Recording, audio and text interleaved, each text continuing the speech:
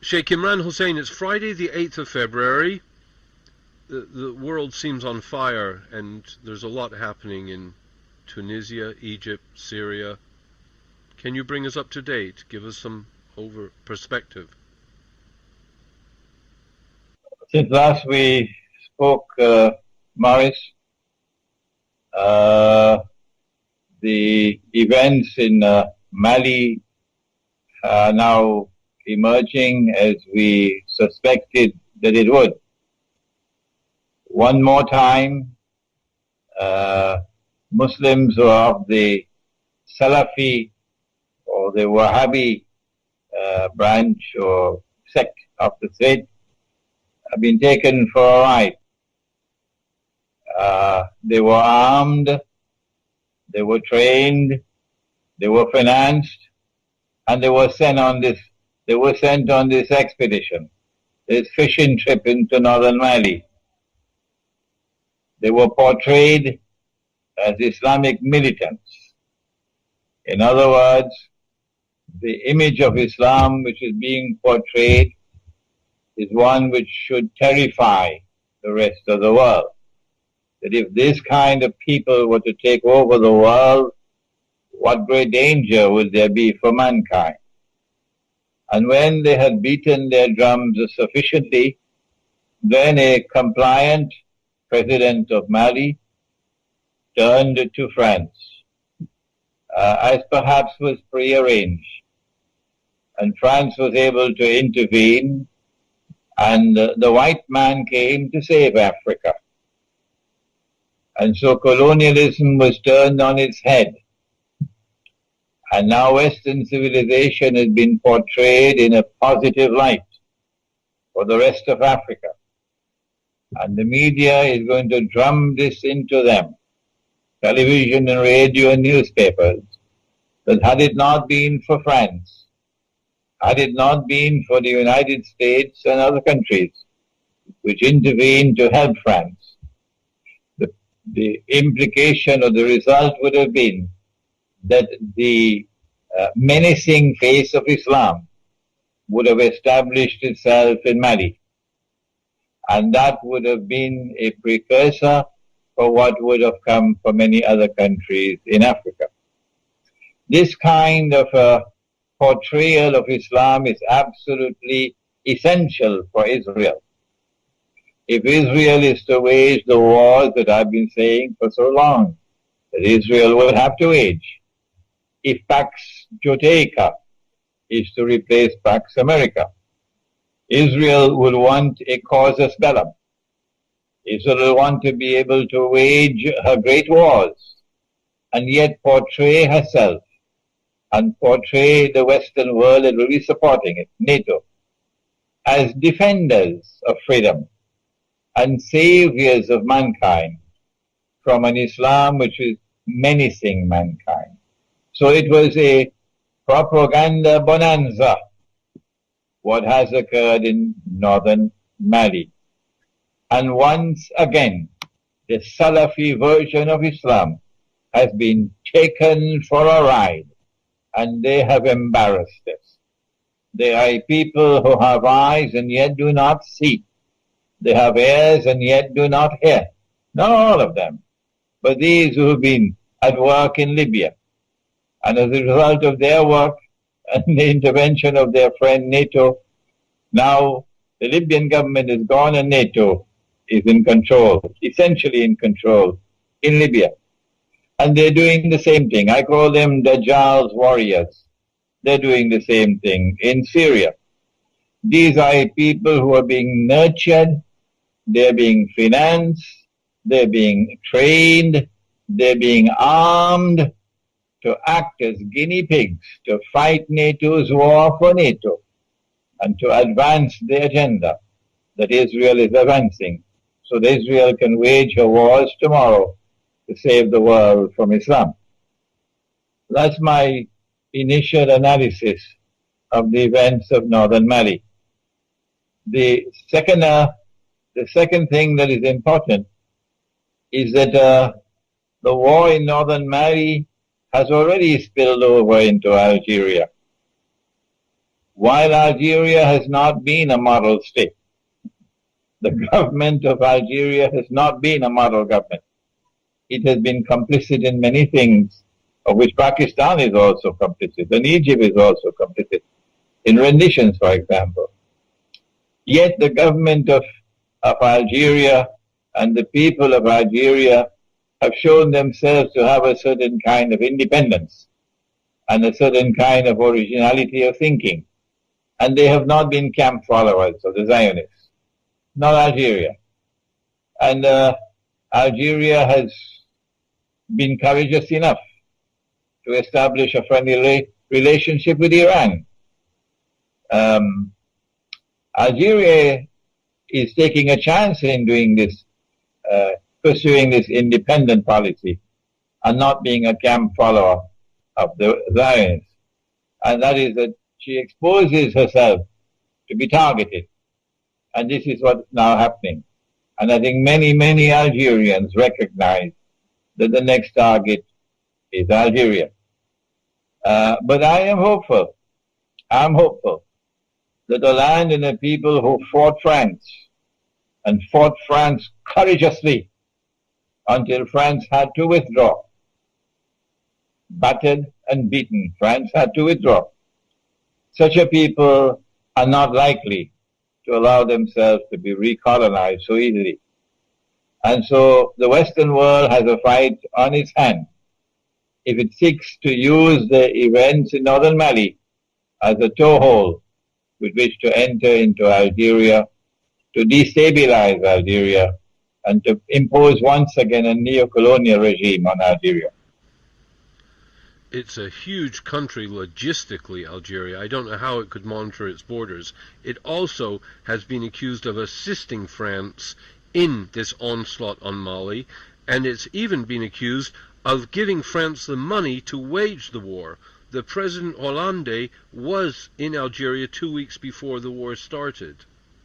The manner in which the Algerian army, the Algerian armed forces, put down the armed hostage-taking in the south of Algeria meant it emphasized that they did not care how many had to die, but they were not going to allow themselves to be taken for a ride. That's a positive sign. The British and French and people were quite taken aback by the Algerian response in the way that they were not consulted. So it was indeed a mark of independence. They're a very difficult people, the Algerians. When I meet them face to face, they get very emotional, and they're a highly charged lot. But the West seems dedicated to destroying all tribes and culture and traditions, and Algeria is a target, therefore. That's a universal policy of the Gog and Magog world order, that they want to bring about one godless global melting pot. I saw it in New York. I saw everything being mixed together in one melting pot. And what they've been doing in New York, they want to do in the rest of the world. But that's the macro analysis. And you're right about that.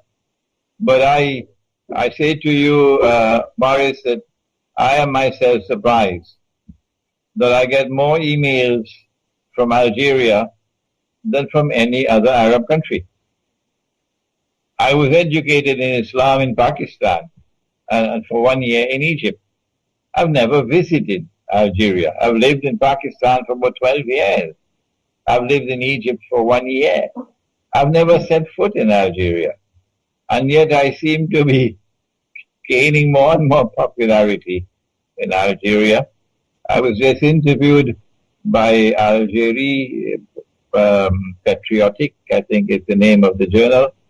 A long interview, and it's being published now. And I'm getting very positive feedback from the Algerian people. With regard, if I may change the subject, to Syria, Israel recently apparently attacked Syria, which was outrageous, and I suspect there was some behind-the-scenes reason for this, maybe related to negotiations, but there's a threat of Israel taking a buffer zone. Russia seemed to take a back seat, seemed to distance itself from Syria at that point. I don't know if you perceived that. What the Israeli attack meant was that Israel and her friends had explored all options that they had and had not succeeded after more than a year and a half in bringing about regime change in Syria, which is their target. They're only mentioning the name of Bashar al-Assad, but their target is regime change. To bring a new regime to Syria, which would not be friendly with Iran, which would not have a relationship with Russia, and which will come into the Saudi-Qatari camp. That's what they want. And they're just mentioning the name of Bashar al-Assad as a red flag. So they spent a year and a half, and they had exhausted all options. Because Russia had put its foot down, Turkey could not attack Syria. Had there not been a Vladimir Putin in Moscow, Turkey would have attacked Syria long ago. Long ago. The reason why Turkey has not attacked Syria so far is one word: Putin. That's the word. And so Putin has already demonstrated a certain degree of integrity in the subject. A certain degree of concrete evidence is there on the ground. Had it not been for him, Turkey would already have been Syria would already have been attacked. Since all options had failed, Israel now had to launch out to try to bring about a provocation which she hoped would have flared up into open war. Since it has not, because Bashar al-Assad had the good sense of not responding, and Russia had the good sense of not responding, Israel has no options now but to do what the United States has been doing in Pakistan, to continue with her incursions into Syria and launching attacks and attacking targets in Syria, aerial attacks. But the more she does that, the clearer will it become to public opinion around the world. Who is the one who is hungry for war? Who is the one on whose side aggression must be mentioned? They are the aggressors. And who is the one who is trying to avoid war? So public opinion is going to sway against Israel if she continues launching these attacks on Syrian territory. So it's a gamble that she's made, and Syria has called her bluff because Syria has refused to respond. And nothing less than a ground invasion would suffice. You can't simply attack from the air. But one of the critically important things about the Israeli attack, is that when Turkey sent her fighter aircraft on a reconnaissance mission, it appears, and they momentarily entered into Syrian airspace, they were shot down. The Syrian radar was able to pick them up, and they were shot down. How do we explain that Israeli aircraft reached up to Damascus and the Syrian radar could not pick them up, and no shots were fired against them, indicating a certain level of technology with Israel that Israel wanted to put on display, not only before Syria, but before the world. That is not lost to military experts around the world, that the Israeli aircraft were able to do what the Syrian fighter aircraft would not do.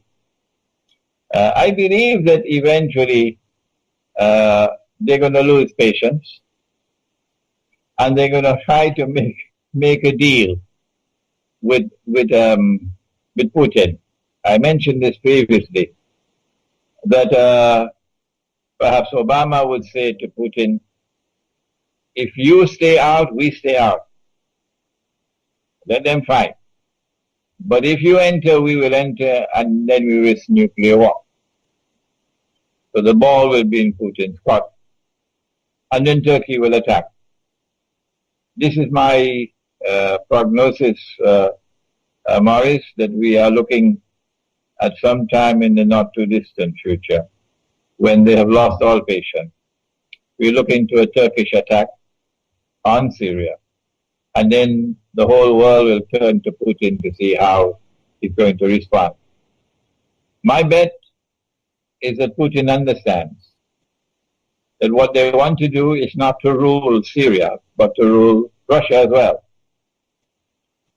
And as a patriot, he's not prepared to allow them to rule Russia, and the Chinese leadership are not prepared to allow them to rule China. So sooner or later, you're going to have a world war. So Putin may argue, if this is what we're going to have, we might as well stop them now rather than later. We will be rooting for Putin. May I change the subject to Egypt at this point? Egypt is in terrible turmoil. I mean, I cannot understand what solutions there can be. It is polarized. What is the prognosis for this succession or the success of Egypt? Has Morsi completely mishandled the whole situation? He has a temporary respite in that the organization of Islamic states, which chose for themselves a very curious name, Organization of the Islamic Conference. It was actually chosen in French, L'Organisation de la Conférence Islamique, and that was then translated to English as the Organization of the Islamic Conference. And that name remained with them for, 40, 50 years, until they have now changed it, I believe. It is such an unimportant organization that we hardly keep up with this news. I think the new name is Islamic Organization of Islamic Cooperation, OIC.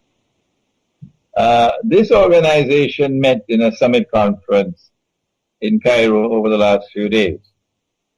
And Morsi, acting as host, was able to reap some political dividends from the assembly of all of these heads of state. Most of them didn't come, but many of them were there.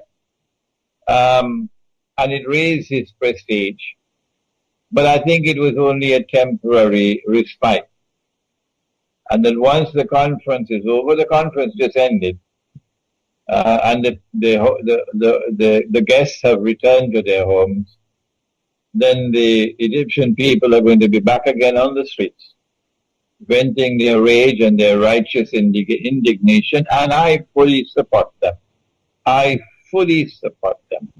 That what the Ikhwan al-Muslimun did in Egypt was what we may call a faux pas. They made a terrible blunder, an absolutely terrible blunder. And the blunder is of such magnitude, Morris, that I don't think that Morsi can survive in Egypt. Now, Ikhwan will have to choose a successor to Morsi. Morsi may be able to return to the United States and be successful as an engineer. But I don't think he has credentials anymore to rule over Egypt. No, because the mistake was so monstrous of pushing through that constitution over the heads of the Christians who opposed it, not having the good sense to patiently negotiate, no matter how long, and try to arrive at a consensus, which is what Prophet Muhammad, Allah's blessings be upon him, did. And I did give a talk in which I addressed the subject, and I criticized Morsi and the Ikhwan al-Muslimun government of Egypt of violating what I called the constitutional sunnah, or the sunnah or the way of the Prophet, Allah's blessings be upon him, in matters pertaining to the establishment of a constitution. Because he did negotiate a constitution in Medina. And he spent something like 7 months patiently negotiating, not only with the pagan Arab tribes, but with a large number of Jewish tribes who were there. And you had to negotiate with each tribe, because the tribes, even the Jewish tribes, were at war with each other. And this is what he did patiently over 7 months. And at the end of it all, and without the glare of publicity, without a constitutional conference being organized, he was able to secure a consensus, an agreement of all the tribes. And that consensus became known as the Mithaq of Medina, or the first written constitution in the world. This is what Egypt needed. But the Ikhwan did not have the intellectual leadership. They did not have the capacity to turn to the religion of Islam for guidance on such matters. And so they have made a terrible blunder. What's the way forward? I don't think there's any option now, but that Mursi has to step down. And Ikhwan has to fire the advisors who led him down that path. And they have to put forward somebody else who will be more conciliatory, who will reach out to the Christians of Egypt, who were there in Egypt long before Islam came to Egypt. Oh yes. And don't forget that Prophet Muhammad, Allah's blessings be upon him, married a woman from their ranks, a Christian Egyptian woman was his wife. And he had a son with her. And that son's name was Ibrahim. And that child grew until maybe age 2 or 3, until the child died. And then he left word, the Prophet did, that we must be kind to them, for they are our kith and kin. Be kind to them, the Coptic Christians, said the Prophet, because they are your kith and kin. And so the way forward, and I'm sure that Mursi is not going to like this, but I hope that Ikhwan is listening to me. The way forward would be that Mursi be asked to step down, and that Ikhwan puts forward someone else. I don't know what's the constitutional mechanism for it. You'll have to look at the Egyptian law. And Ikhwan puts someone else who has more wisdom, who has more patience, who is more conciliatory, and try to build the unity of the Egyptian people. What Ikhwan has done is to divide the Egyptian people as they've never been divided ever before in history. And what a great achievement for Ikhwan, to divide them as they've never been divided ever before in history, when the imperative of the moment is to unite them, to form a solid wall against the enemy.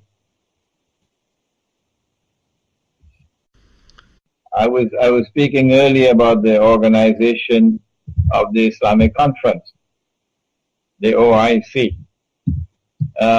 Morris, must have been about 35 years ago that I was a PhD student at the Graduate Institute of International Studies in Geneva.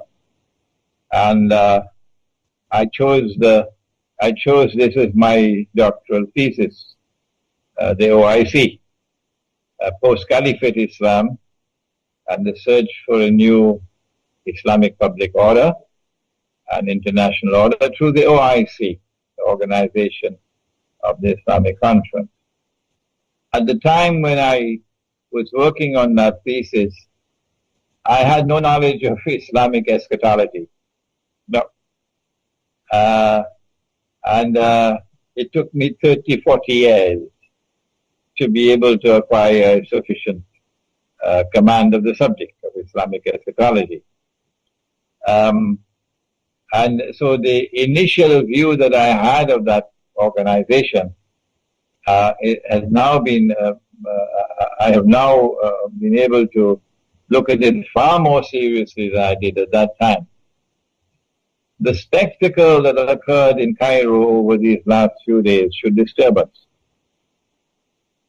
And that is that here are the governments of the whole world of Islam assembled, some 53 countries assembled in Cairo. Either the head of government is present, or a representative of the head of government is present, representing the government. And this body appealed to the Security Council of the United Nations to do the job it is supposed to do in Syria. That's what they did. The religion of Islam is based on the Quran. And the Quran declares that Muslims have an obligation to submit to the supreme authority of the one God. He possesses supreme authority, and obedience is due to him. And then the verse goes on to say that subject to obedience to him, you must obey the Prophet, Allah's blessings be upon him. And then it continues to say, subject to obedience of Allah and of his messenger, you must obey those in authority. But it continues to say those in authority from within your own ranks. And so never in the history of the world of Islam, never, until this age of darkness, has the world of Islam ever submitted as a whole to a non-Muslim authority. Never. Until the Zionists succeeded in destroying the caliphate and in then breaking up the world of Islam into little pockets called nation states, and then putting the governments of these nation states into black jackets and bow ties and introducing them to the civilized way of life as members of the United Nations. And when they acceded to the Charter of the United Nations, they placed themselves under the supreme authority of the Security Council. And so they said goodbye to the Quran. This is a monstrous betrayal of the Book of Allah, the Quran. And these people who assembled in Cairo added salt to the wound by making an appeal to the Security Council of the United Nations to do the job that they are supposed to do in Syria. Number two, apart from Iran and to some extent, I think, Iraq and maybe Lebanon, all the rest of the world of Islam, all of them, declared Bashar Assad's government to be the main culprit for the violence in Syria. And none of them ever mentioned or will ever mention that Saudi Arabia and Qatar and Turkey are complicit in sending men and sending weapons and financing an insurrection in another country. The world knows that. But these men assembled in Cairo who spoke for the word of Islam never mention a word of that, and they will not mention. And so Putin was presented with the spectacle of his ally, Iran, standing all alone. China saw Iran standing all alone. And China and Russia saw the whole world of Islam functioning as puppy dogs of the Zionists. Puppy dogs of the Zionists. What kind of impression would that make on the Russian intelligentsia, and on the Chinese intelligentsia? What would they think about the world of Islam, Sunni Islam?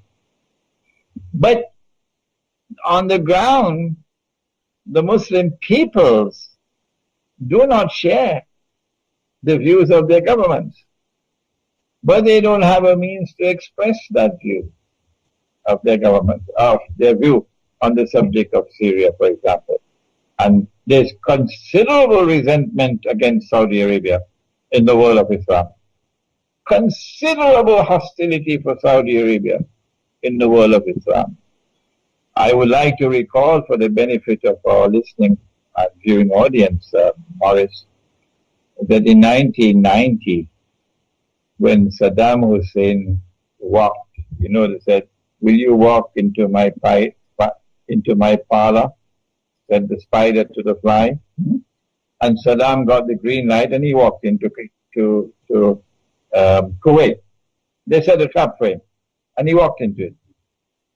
But when Saddam took over Kuwait, there was joy, there was happiness in Malaysia, amongst the Malay in Singapore, the whole of Indonesia, Brunei, the whole of Southeast Asia was celebrating because there was so much repugnance and hostility for Kuwait. The same feelings they have for Saudi Arabia.